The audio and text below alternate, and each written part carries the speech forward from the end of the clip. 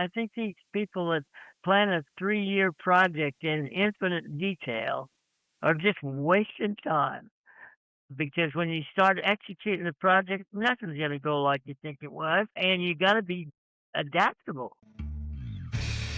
Welcome to the Disgruntled PM podcast, your weekly therapy session for the chaotic world of project management, transforming daily frustrations into real action. Welcome, everybody. I'm Trevor, the Disgruntled PM, joined today by, I guess I can refer to him as project management royalty, Lee R. Lambert. Now, for those of you who don't know who he is, Lee, would you mind introducing yourself to the audience? Yeah, I'd love to do that. Lee R. Lambert, that's a name that I use to draw attention, but the fact of the matter is I'm probably one of the oldest living PMI members. I joined in 78. They were formed in 69, so I was kind of slow. But I've been working with project management since 1966. I'm on my 60th year now. And since about 78, when I joined PMI, I've had intermittent times when I'll be doing PMI things as well as commercial things. So I've got a diverse background in terms of what I do. I do R&D, I do IT, I do whatever. It's all project management to me. So I've had an incredible career. I traveled a lot, 54 countries in 3 years, spreading the story. And that's pretty much my story. You kind of buried the lead there. So Lee is also one of the creators of the PMP, and I know you've told this story probably thousands of times, but why don't I give you 5 minutes, give the audience the Cliff's Notes of how the PMP came about, and then we'll actually move on from that and get into some good topics. Yeah, I think I can do that. You gave me 5 minutes. It took us 3 years. So let me give you some insights into what was happening. Because I'm in project management and have been for so long, I joined in 78, just stumbled across PMI. So I joined them because I thought that made sense. And then I got transferred to Columbus, Ohio, where I am now, to help start a new division called the Project Management Division. So it's starting to make sense that project management is sort of the key. And so within the first 2 months of my time here in Columbus, I received a letter. Well, actually, my CEO received a letter from PMI requesting that I work with them in the preparation and implementation of a professional certification system. There was none in existence at the time. The IPMA organization had some semblance of a certification, but not anything too dramatically well developed. So it took us 3 years to come up with. People can't understand all the nuances associated with the certification. I was quite shocked myself. So it took us about 3 years to put it all together. The application, the code of ethics, the test itself, which used to be, by the way, 320 questions in 8 body of knowledge areas, 40 questions in each, and it was an all-day test. And it would only be given at the national symposium, which of course was once a year. So you didn't have a big window at the time. So we implemented it in October of 1984 at the National Symposium I think it was in Philly, and 55 people sat for the exam, and 39 of those passed the exam. So we had 39 PMPs after the first instance of examination. That once a year exam process lasted 2 or 3 years before we realized we're not going to hit many people if we're only going to 55 a year. So it started to change to where we're giving it more frequently, maybe at regional meetings, maybe at opportunities where we knew there'd be a gathering. So it took off slowly. 1996, people argue that it was 95, but I think 96. We saw the whole world change in certification because all of the major corporations in America, the Microsofts, the Motorola's, the IBM's, all of them embraced our certification exam as a quasi internal for their organization. So now, not only are we doing our promotion whenever we can, now we have all these major corporations saying this is what we're going to do. For example, I've trained personally over 3,000 IBM people, and so we saw it sort of take off. And since then, the numbers have been almost vertical. Right now, we have 1.7 million PMPs in the world because it truly is a global process now. And we see, at least I'd say, I'm predicting we'll hit 2 million before the end of this decade. They're coming in at such a fast pace, it's hard for me to keep up. I try to sign a kind of a personal little congratulatory note to anybody who gets a new PMP. And I only know the ones that post on LinkedIn. That's my PMI won't give me access to all the people that pass for obvious reasons, and so I have to rely on seeing them post something somewhere, and then when I do that. Well, right now the rate is about I'd say probably 60 or 70 a month, just from the U.S. side, mostly the North American side, plus all the ones that are internationally. They are 2 or 3 years behind us, so their rate is increasing rapidly as well.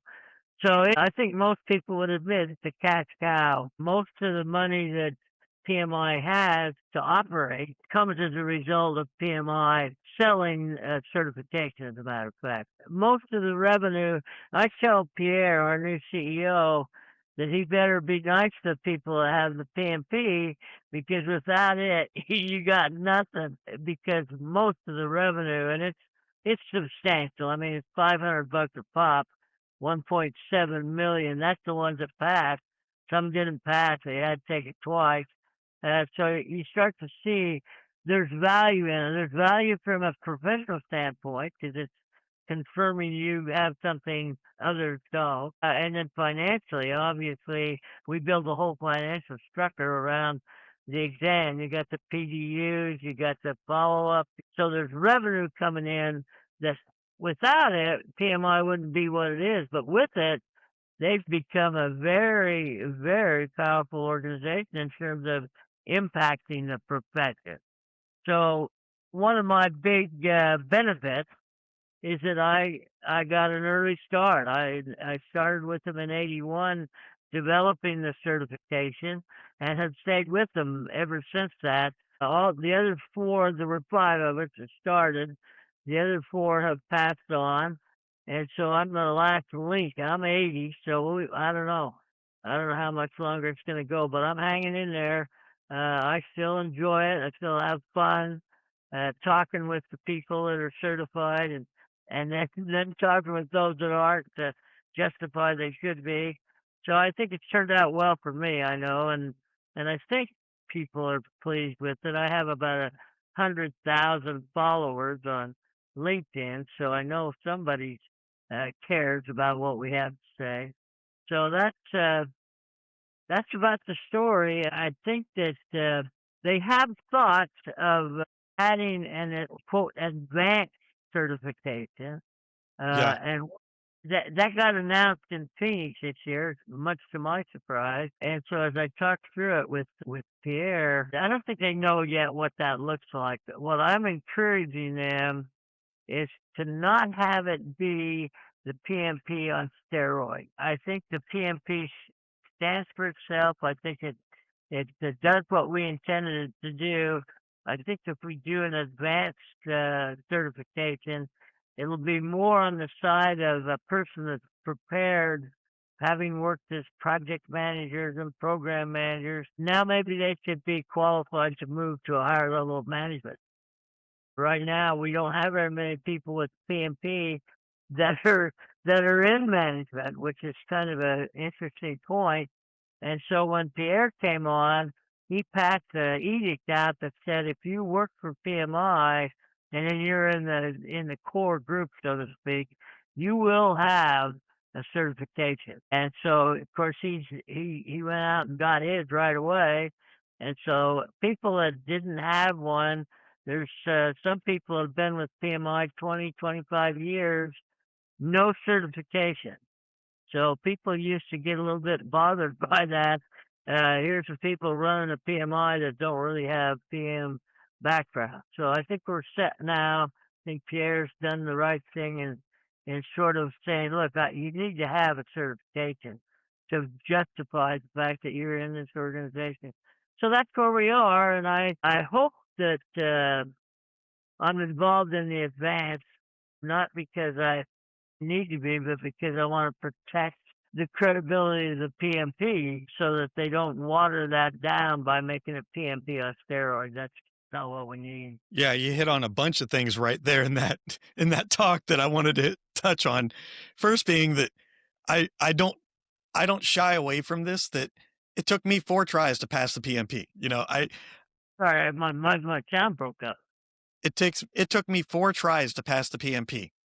Oh, well, listen, I try to tell people, I get people calling me almost every day. I have to talk them out the ledge. They think, oh my God, my life is over. I didn't pass the exam. I've known a lot of people that had to take it 3 times. Now, I took it back when it was 320 questions, and all day, and I passed it then, so I don't have to worry about that again. But yeah, if you're not active in the profession, it's a bear. It's tough exam. So Yeah, I'm not surprised that you had to take it multiple times. I think a lot of people do. Are you trying to say I'm dumb? Well, I try to say it in a nice way. Well, I appreciate that. Thank you. So I know you've talked about the PMP ad nauseum in other interviews, so that's not really why I wanted to bring you on, because it's very rare in the profession that you've got somebody who has been around for as long as you have and seen the evolution of the profession, and that's what I wanted to focus on. Because Yeah, well, I think that's a pretty important talking point. As you said, been around a long time to have been involved.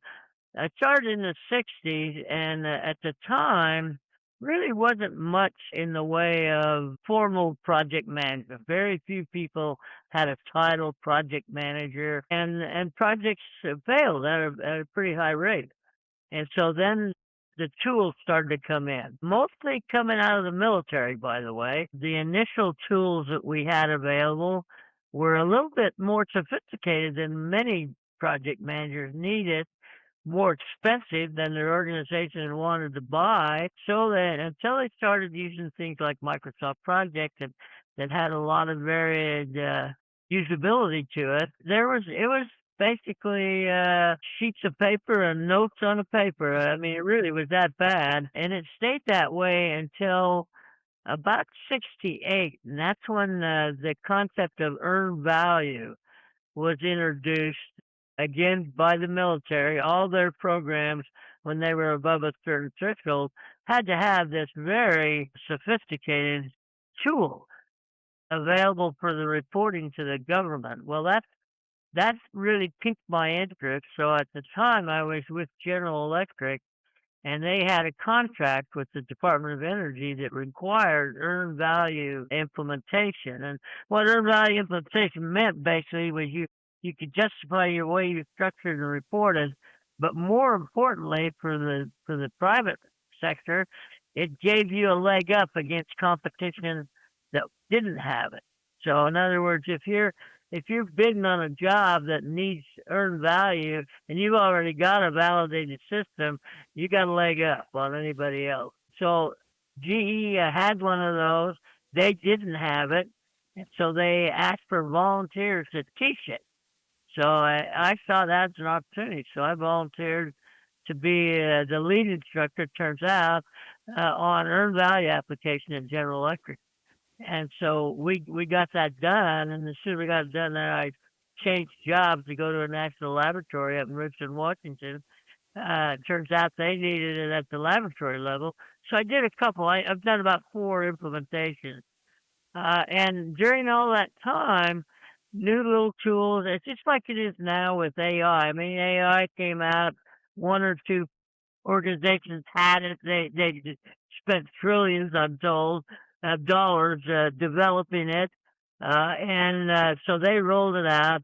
Chat GPT hit with a big splash, and then all of a sudden we heard about dozens more that are developing their own system for AI.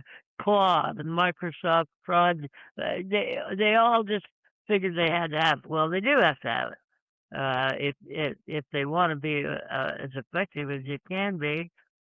So we started working through that. That came right on the heels of Agile, which nobody ever realizes that Agile wasn't written for any project. It was written for IT projects, and it was written by a bunch of extreme programmers who I know a couple of them personally, and they're from another planet. I don't even know how they figured it out, but they all went to Park City up in Utah, a ski resort, and spent in seclusion, spent probably about 10 days writing the Agile Manifesto, and so it was released in I think about 2001 was when that Agile Manifesto. Well, immediately all the zealots wanted to apply Agile to every kind of project there was.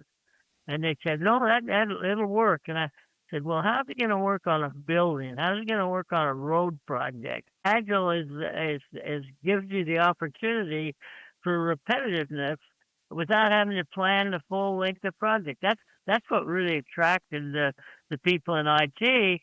Is hey, the hell, we don't even have to plan with this thing. We just go as we go and see what happens. And so people really started to think that. So we had to break that curse right away.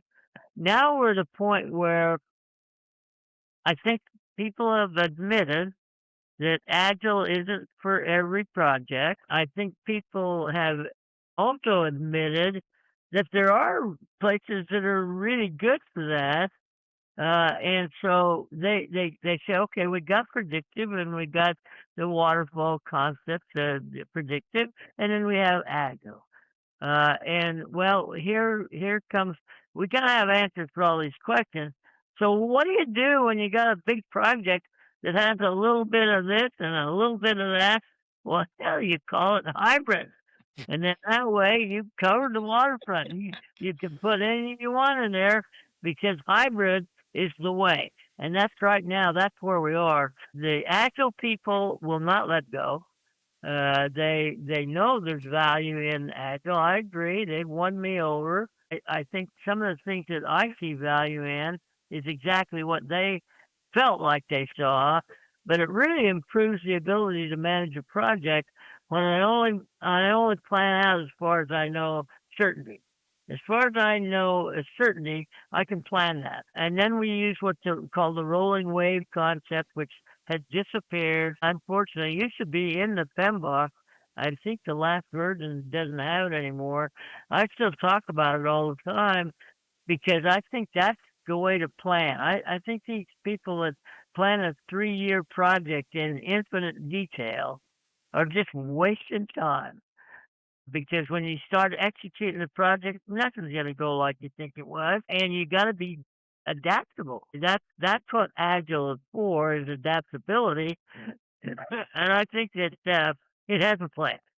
So that's all come along, and then we were pretty pleased with that process. And what I try to do is when I see something new coming down the road, I try to educate myself on it before it hits so that I want to create the illusion of intelligence.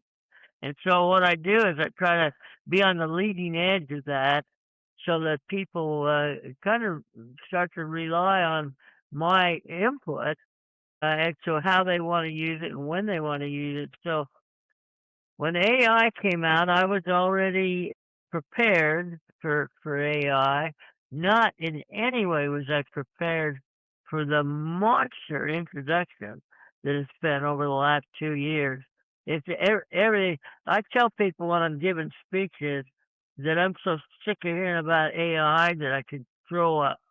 I mean, Well, it's AI everything. one of the things that I've written about is everybody's I've only been in the profession for about 15 years, but everybody's talking about AI is the new thing that's going to take everybody's job.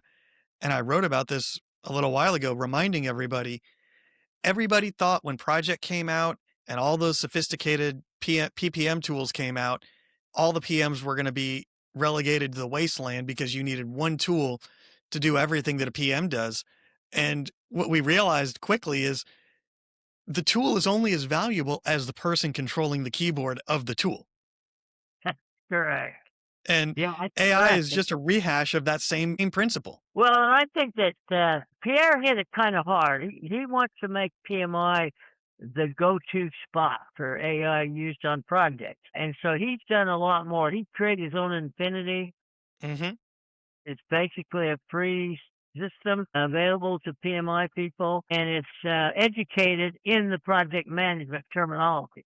So one of the problems with the other system is that if you don't know how to write a prompt well, there's no telling what kind of information you're going to get. And unfortunately, in the beginning, people took that as truth. They saw when they asked a question, ChatGPT gave you an answer. Well, that was it. That was a factual. Now they're making the point that you better check the quality of your response, which will be reflective of the quality of your prompt. And so I think that once people get that, I use it a lot, and I use it for my research. When I want to write about something, I don't pretend to know everything I want to know, but I do know how to write a prompt. And when I get the information out, I can see very quickly, is it valid? Does it relate? So I think there are tremendous values. For me, when I was at General Electric, I had responsibility for the monthly report, and it took almost a week sometimes.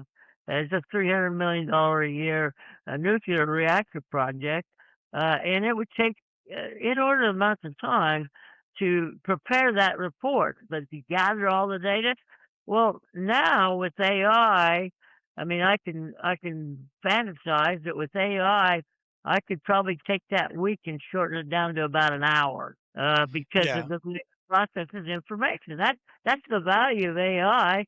Well, if you don't set it up right, it doesn't come out right. So Well, it's not to eliminate people. and the other part of that too is just because you highlighted this earlier, that just because AI spits out a point, that doesn't mean that it's without flaws and without failure, because you have to be, I famously talk about this, that there has to be the human in the loop that does the QC to make sure that AI is not confusing success criteria with acceptance criteria, because the two can be very, very synonymously used, but they're also not synonymous. No, true.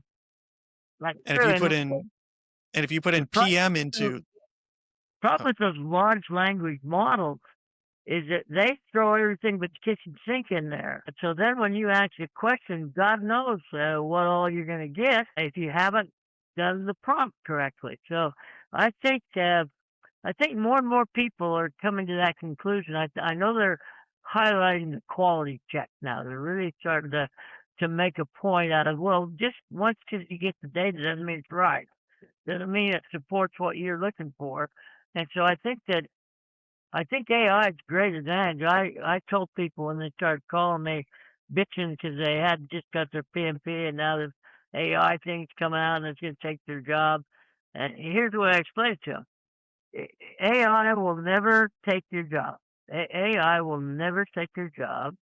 However, the person who invests and embraces AI may well take your job because they know yep, what to do with it.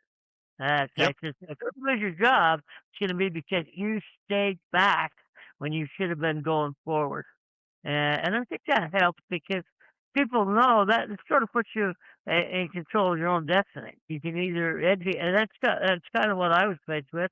Is that as it grew rapidly, I had to invest the time to understand what all this stuff is. And I think people don't take the I'm going to call it the PDU concept. It's been around for a long time. We didn't invent it. But the fact of the matter is, the reason the PDUs are in there has nothing to do with generating money, has nothing to do with any of those kinds of things. It's about you keeping your body of knowledge current with the PMBOK body of knowledge. And if you don't select your PDU courses accordingly, you can get recertified, no problem, but you'll still be dumb because you got recertified on all the wrong things. So it got to be a numbers game. And I think now with the talent triangle been restructured a little bit, I think they've made it pretty clear that if you're going to maintain your certification, you need to take the courses that are relevant to where the body of knowledge is right now. And to your point about the AI piece, one of the things I'm saying from the mountaintop is AI will replace some PMs. It will replace the administrative PMs and the people that don't do everything that is outside of the traditional world of when we say everyone's a PM.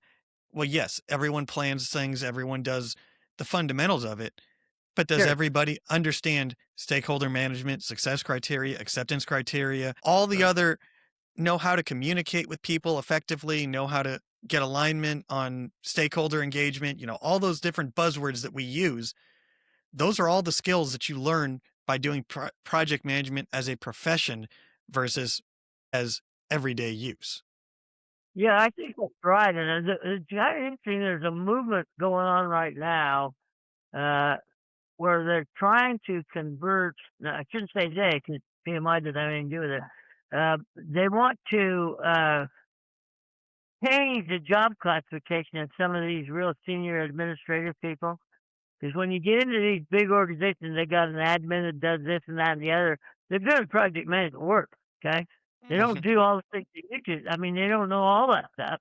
But the fact of the matter is, a lot of them are doing project management work, but they're being paid based on an administration job, and they're trying to get people to recognize. Are you an administrator or are you a junior project manager? So that they can figure out how that's all going to play out. So I don't know if that I've done a couple of LinkedIn posts that ask that question: are you an administrator or are you a project manager with a different title? And I think they're going to see a lot of that in almost every organization I've ever worked in. I'm going to call them the secretary. That's kind of a demotion in terms of quantity of help. But the fact of the matter was, a lot of these admin people were really project managers. They were sorting the data, getting the data, analyzing the data, and so they should be paid accordingly. So there's but here's the problem, Trevor, is that if we're not careful, we end up with a lot of PMPs that aren't. And I'm fearful of that. I've been delivering this message for about 15 years now, where I'll go in, if I do a big group, I'll say, how many of you are PMPs? Oh, God, all the hands go shooting up. They're all so proud. And I said, okay, now let me ask you a different question. How many of you work with PMPs who aren't? Oh, yeah, there's definitely, there are some of the real PMP knows a face when they see it. And the problem is, and I had this conversation with our friend in the CEO category. Our problem is they've now seen a way to develop even more tax income by holding boot camps. Boot camps imply that if I take this, I can get my PMP. And so some of those boot camps have 50, 60 people in them. Okay? Now, how many of those people are really PMP? Well, I just sent I'm going to get nailed for this one. I just sent a post out today right before we got on, sort of asking this question about boot camps. I don't shy away from saying boot camps are the worst thing ever happened. But the fact of the matter is, they're turning out PMPs that aren't. And somebody shifted the thought to, well, it's not that they're not, it's that they've learned the educational piece, but they don't have any application experience. Well, then they're not PMPs. Well, Let's pause there for a minute because I want to talk about the Patreon that I have, because every guest goes into the postmortem interviews, which is a bonus conversation behind the paywall, and Lee is no exception. He's going to be joining me, and that's where we're going to be talking about some of the more spicier topics that he's got. And Okay. and one of the big things that we're going to be talking about is just what you're talking about right here, the education versus experience piece. Okay. And Lee is going to be sharing some of his tips and tricks on his common sense approach to project management. Yeah, that's my motto, common sense. Exactly. But so back to what we were talking about, and I've seen it. I have friends in the industry, and I know PMI. I don't want this to be a show about PMI, but one of the things, as we're on the topic of the PMP and its relevancy, there are companies reaching out to people right now saying, well, give us $500 and we'll get your people certified. We'll take the Oh, yeah. exam for you. And Oh, yeah. I think that's a big problem, because I'm proud of my PMP. I'm proud of my ACP certification, because it took me a lot to get them. And I know people that they're like, whatever about it. I'm very proud of it. I have them hanging up on my wall. You can even see part of my PMP frame from in my shot right here. And Yeah. I want to talk to you about kind of where is that legacy going, because you've got that push and pull of we need to get people certified, but when you would do mass adoption, it also questionably degrades the value and quality of your product. That's my whole concern. Every time we turn out a PMP that isn't, they get a project and it fails. The next question is, well, what's the big deal about this PMP? I mean, we hired a PMP and it was terrible. So that's the danger. That's the fine edge we're walking on. Is keep telling, because I've had this conversation with Pierre. He won't acknowledge the deterioration of the reputation as that much. That not happening that much, and it is happening that much. When you crank 60 people out, and let's say 10 of them are PMPs that aren't. So I think that, by the way, this is all my fault. I take the blame, because I'm the one that created the application qualification standard. And I'm happy with everything. And of course, now it's about 4 pages. There's one short page when I did it. But the fact of the matter was, I was naive enough to think that 3 years of experience qualified someone to say that they're a project manager. That's crap. It should have been Well, 5 years, 7 let's years. pause right there. Let's pause there for a minute, because I want to roll the tape back and play instant replay here for a minute. Okay.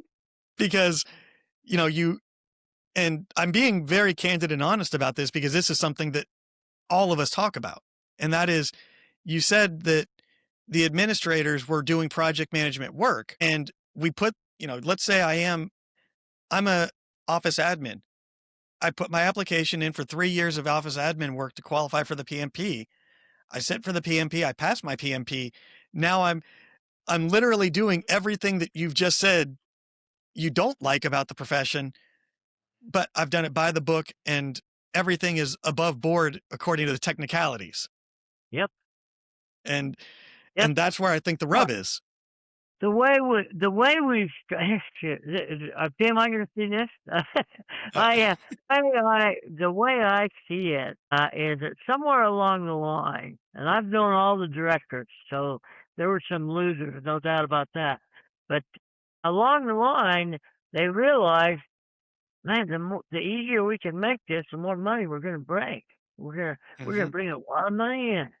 So, let's figure out a way we can get a higher quantity. Obviously, the boot camp idea quantifies, because now you've said to the people, if you take this boot camp, you're only tying up 5 days of your time, one of those days for testing, and we'll almost assure you that you'll get your PMP. Well, that's because they have some of the finest people I know in project management teaching the damn thing.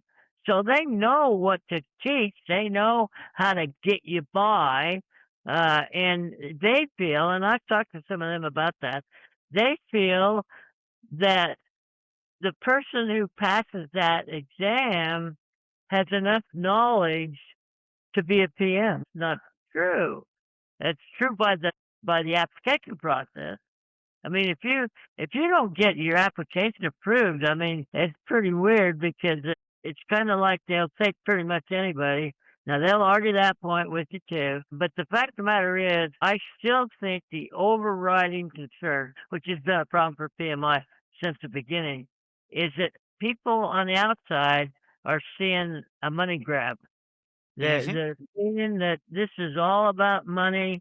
It doesn't matter how good you really are. We just want a lot of you. And they're getting that kind of feedback in some of the European markets because they've been practicing project management the hard way for a long time. So they don't hesitate to make comments about why this is good or that's good.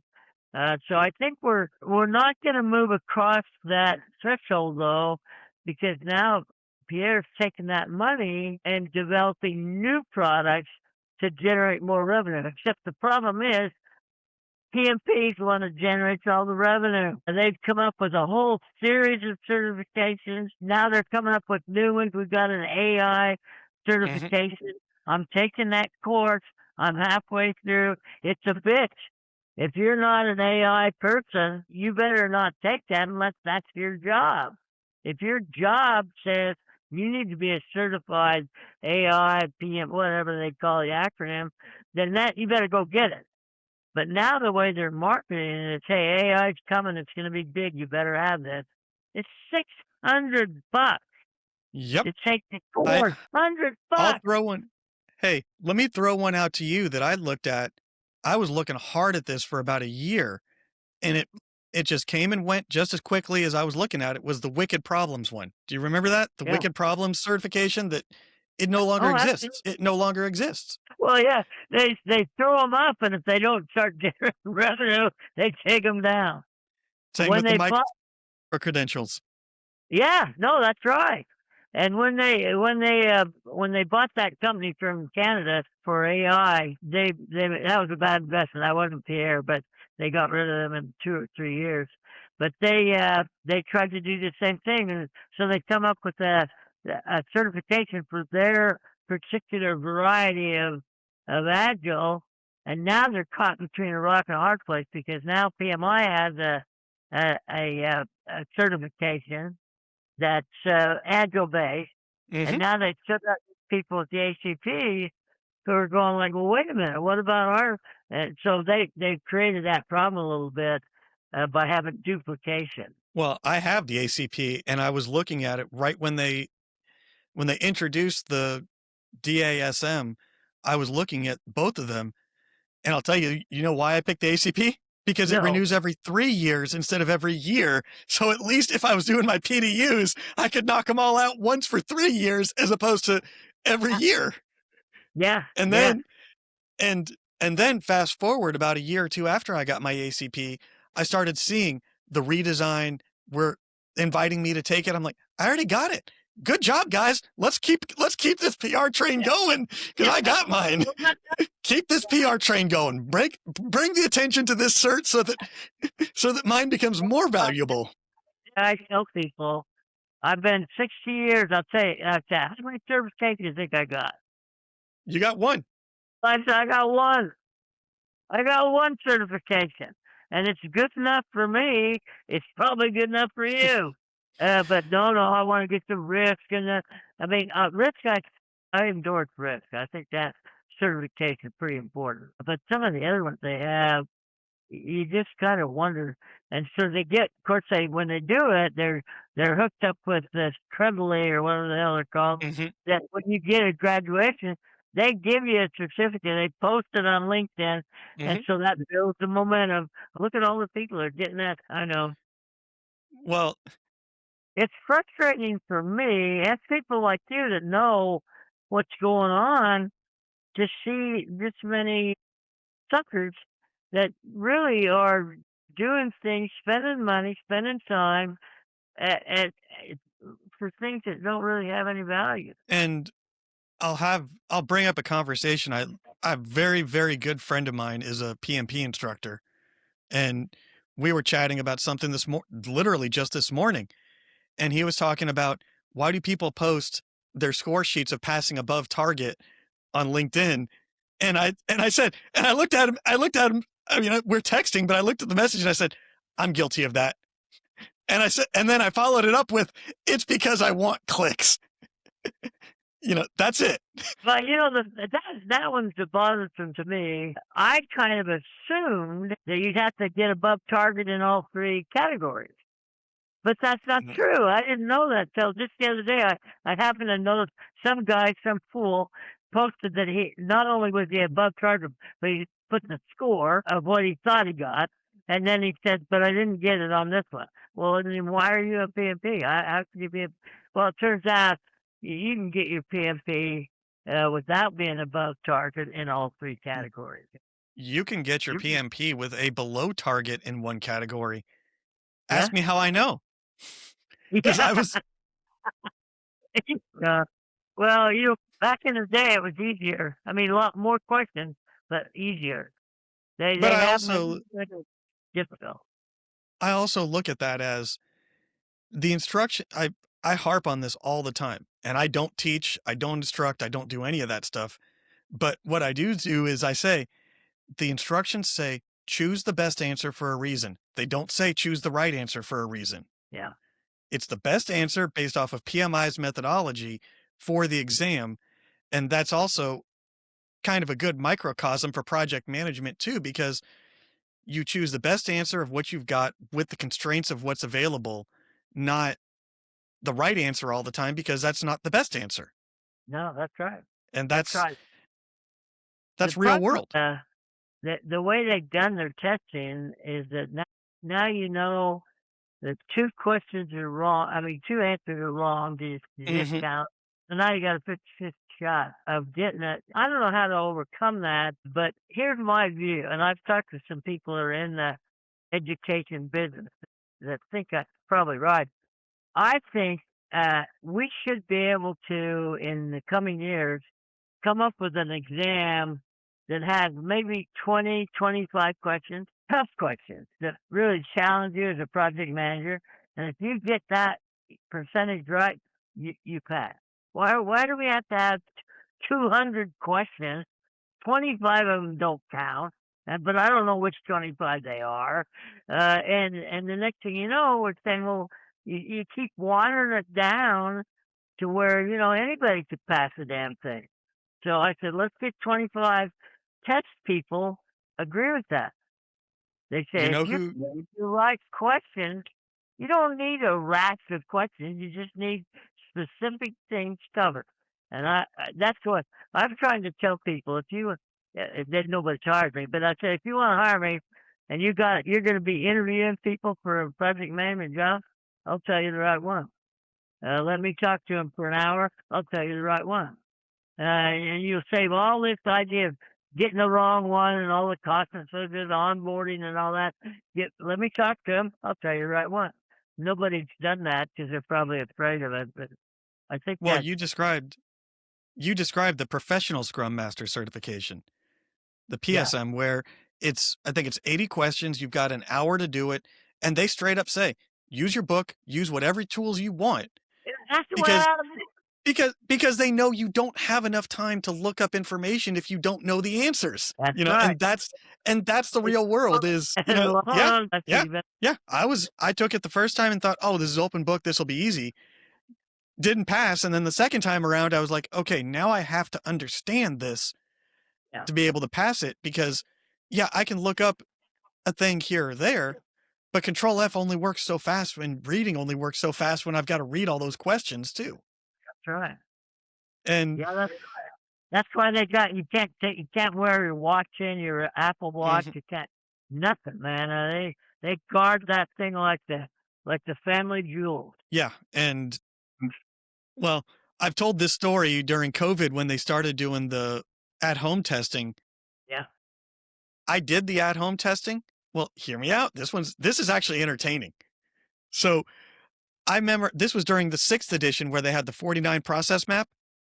Yeah. I spent 6 months memorizing that thing to be able to write it out on a blank sheet of paper from memory. No kidding. And so I'm taking the exam at home on my computer in my room. I do all the pictures, everything else, get out the whiteboard, start writing all this stuff down, draw it all out, get to question 3, the test crashes, restart the exam, get to question 5, the test crashes. I think it crashed like 3 or 4 times before I finally got started to actually take the exam. And by the second time, I was like, I'm not even rewriting that anymore. I just know it well enough. I can visualize it from memory. And, Right. and I get all the way through the exam. I get all the way through to the, are you sure you want to finish? Are you sure you want to finish? Blah, blah, blah. I get a screen pop up. It says, congratulations. And then it crashes. Oh, And I'm sitting there going, congratulations, I finished the exam, or congratulations, I passed. And from then on, I only took tests at the testing center because of that exact scenario. Well, that's funny. You and I are really kind of on the same page. Every time somebody calls me and asks me how should I take the test, first thing I said, don't take it at home. Do Yep. not take it at home. I've heard too many horror stories about what happens when you take it at home. Take it in a test center where it's a controlled environment. Yeah, I don't. It was needed during COVID if they wanted to keep the revenue coming in. And Well, if they want to make that fast food going, you got to get somehow they can do it. And a lot of people did, but that's where a lot of people started to learn how to cheat by getting a test and then selling it to a bunch of Indians who sell it to you for $500, and you got to protect. PMI is really out to get those people. They've got some real good people trying to chase down where that stuff's coming from. well, and there's also one that had all these crazy things. Now it's India. And I work with the guy that's their top instructor in India. Nice guy. And he teaches the session. He's had over 10,000 people pass the exam. But I don't know. I haven't seen the exam. I know they don't charge anywhere near what we charge. I know they charge some adjusted rate for their economy. But the fact of the matter is, you can, if you want to cheat, you can cheat. There's ways you can cheat. What satisfaction does that give you? I mean, so I hope they're able to clean that up. I get a lot of people have the misconception that I have anything to do with PMI. So I get stuff about PMI. I was in the middle of taking my exam, and I looked to the left, and the guy said, "That's it, you're done." They want me to get involved in the debate about those things. So I have to be a little bit careful, but I do always say, don't take it home. Well, there's also the other thing too of if you take it at home, odds are you're taking it where you relax, where you read, where you study, where you build those habits. So if your mentality and your mindset is you're taking it on your computer at home and you're used to alt tab switching between browsers and stuff and doing different things, guess what you're going to do on test day if that's where your behaviors are? If you go into the testing center for every test, every time you go in, like I saw it when I went in there for my ACP and a security certification. It's almost like a mind shift of, especially if you go to the same testing center for all these certs, you just go in there and your mind shifts into a different mode because that's test place. That's the test time. That's exactly. That's not home. That's not comfort. That's not anything else. When we took that, I didn't take my exam till 1996 because we were precluded from taking it for 10 years. The 5 guys that started it. 2 of them never did take it. They never did. I took it with a group of AT&T employees down in Altamont Springs, Florida, and believe me, my wife would have confirmed this. I was sweating bullets. I mean, it's a big deal. And I'm giving training on passing an exam. So I thought to myself, man, if I fail this. And so I was in test mode, no doubt about that. Yep. So and my wife asked me, well, how'd you do? And I said, I don't know. I said, I think I did pretty well. And of course, you don't know what you did, but all I got was 6 weeks later, I got the fact that I passed. So now it's nice to be able to just push the button and see, you're a loser or not. Hey, I'm not a loser. So I want to, because we have a mutual friend who I publicly want to thank for introducing me and connecting me with you, because that was this was a great conversation and a lot of fun, but I got to call you out on something. I got to call you out on a few things. One Go is ahead. one is your people don't know this, but apparently your website is linked to Indonesian pop hits. Oh, my website? Yes. I shut it down. Oh, I okay. got Yeah, I got no value out of it, so I shut it down. The other thing you had mentioned earlier, I think, is that the appointment when you call. I tried to take that off. I don't know who the hell put that on. I didn't, because you can't get an appointment with me by going through the work. So yeah, you should call me out. And I got my daughter has her MBA from picture school in Ohio State. She does all my dirty work, and I keep telling her to get that shit down. She finally got frustrated with the website. Some guy in India was doing it for us. Did a good job, but he was kind of expensive. So and we started counting how many hits we get on the website. Practically none. I mean, none that would generate any revenue. So I said, well, I'll just shut that thing down. Yeah. So now it's Indonesian pop hits. Yeah. Well, those are valid. You discovered valid topics. Now, every guest gets a personalized question for them for the show. And for you, I want to bring up something because I heard you speak at my local PMI chapter a few years back. And one of the things you were doing it virtually, so you didn't see the room, I don't think, but one of the things you were talking about was the shift from agile or from waterfall to agile. And you had said that all PMs should have to recertify with the agile test if they certified with waterfall. I said that? I believe you did. Wow. I don't know why I would have said that. I would have modified it by all agile should be certified if they are agile, if that's their job, because that would be a much more true representation of their skill sets. So if I said that, it was wrong. I have said some things wrong. Don't question it. But yeah, and that's why I took this opportunity to be like, yeah, I mean that's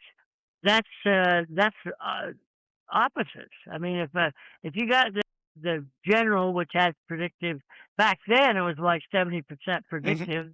Now it's the other way around. I might have said that, but no, I don't think I would.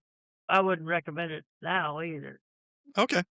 I mean, hey, when we speak for a living, every once in a while we'll say something that we're just like, did I say that? Because you just go on autopilot mode. And I've had fun in those moments, and afterwards, and I remember everything I said, and I go, God, why did I say that?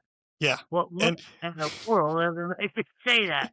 But generally speaking, I've not been called out often. I should be, but I haven't been. Yeah, I just remember distinctly looking around the room and everybody was interested in everything you were saying. You started saying that, and you just saw everybody turn to each other going, did he just say what I think he said? Yeah, yep. That's what happened. Well, that's what happened. Yeah. Then it's hard to get them back. Well, yeah, and I wanted to give you the opportunity for my own clarification to clarify that, and as well as for the audience to highlight that just because we're out there speaking all day long or writing all day long doesn't mean that everything we say is 100% our core belief every time when you put out so much content. Yeah. We're a human AI base, and there's times we'll get it wrong, just like AI does. Yeah, and it helps when people actually call us out and say, "Did you really mean this, or did you misspeak?" Yeah, and see, when I'm teaching, I like that. I'll tell people in advance. I'm going to say things that you may or may not believe, and if you don't believe it, ask me. I mean, if I can't justify it, then you shouldn't remember it. So I've had that happen a time or two. Sometimes it gets into a speech. I'll ask people, "Is that a question or a speech?" But I have fun when I speak. I have a lot. I'm doing a big biopharma convention in San Diego, La Jolla, and they've never had anybody like me. And the second number 2 person in the organization sat in one of my courses in California 22 years ago. And she remembered I was so damn funny that she talked them into having me come. And so I'm really looking forward to it. I stopped using slides about 3 years ago because it was getting in the way of my flow of what I want to talk about. But I'm using slides for this one because they're first time. So I turned my slides into him the other day. She called me up and she said, "Oh my God." She said, "The one about building a fire under the project manager." That was because I got born gas on. She said, "Is that going to be the flow?" And I said, "Yeah, that you're going to get the same thing you got in California, except a little more refined now because I've been around longer." But I think the people who speak about project management have to give relevant examples.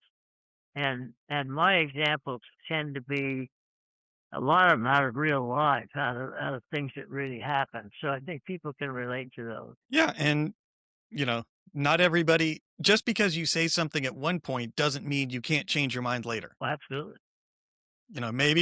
Maybe at that point in time you believe that. Yeah, that's what happens. Yeah, you convert yourself is what I'm not saying. Mhm. But yeah, I've had that happen a little bit with AI. To tell you the truth, because he hit it so hard in the beginning, it just kind of turned me off. But then I realized, you're not going to get away with that. Well, Lee, it's been an absolute pleasure talking to you. And, I think that if you're agreeable, maybe in the future, I might have you come back on and continue the conversation because you've just got so much knowledge and so much to share. But I want to give the floor over to you. Tell the audience where they can find you, what you're up to, all that kind of great stuff. Yeah, no, I would love to do that. I've been doing a lot of podcast stuff through PMI. They asked me to be on them for a lot. And so I get a lot of feedback from those. So I enjoy those. And they give feedback about what worked for them, what didn't work for them.